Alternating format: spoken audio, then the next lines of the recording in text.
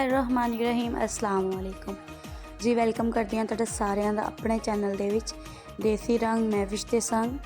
उम्मीद करती हैं कि मेरे भैन भाई सब ठीक ठाक होंगे अल्लाह के करम ते फजल ना जी। अल्हम्दुलिल्लाह मैं भी ठीक हाँ जी। अज का व्लॉग स्टार्ट करन लगे हैं जी। स्टार्ट करन तो पहले जी तुसीं मेरे चैनल नूं सबसक्राइब कर लो तो बैल आइकॉन दी घंटी बजाना बिल्कुल भी ना भुल्लिओ। उहदा ये फ़ायदा होएगा कि जिद्दों मैं वीडियो अपलोड करांगी तुहाडे तक पहुँच जाएगी।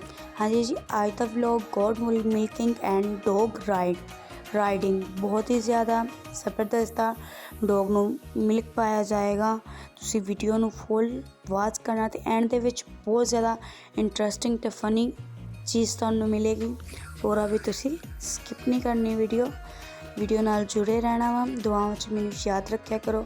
तुहाडी दुआवां दी मैनूं बहुत ज़्यादा ज़रूरत आ ते मैं तुहाडे तो बहुत ज़्यादा खुश हाँ अपनी यूट्यूब फैमिली तो। अल्हम्दुलिल्लाह मेरे 12,000 सबसक्राइबर हो गया सिर्फ तुहाडे नाल ही। तुहाडे तो बगैर मैं कुछ भी नहीं हैगी।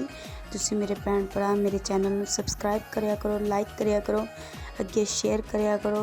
तुसीं जानदे हो मैनूं बेहतर कि मैं किस मजबूरियां च आके यूट्यूब का चैनल स्टार्ट किया जी। हुण गोट मिल्किंग करन डे आ जी। वीडियो नाल जुड़े हो रहो तो लाइक कमेंट करके ज़रूर दस्सिया करो, ज़रूर फीडबैक दिया करो। मैनूं उहदे नाल हौसला हुंदा वा।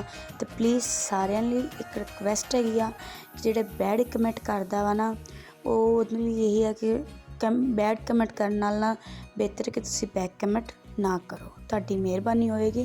तो जी हुण तुसीं वीडियो फुल इंजॉय करो।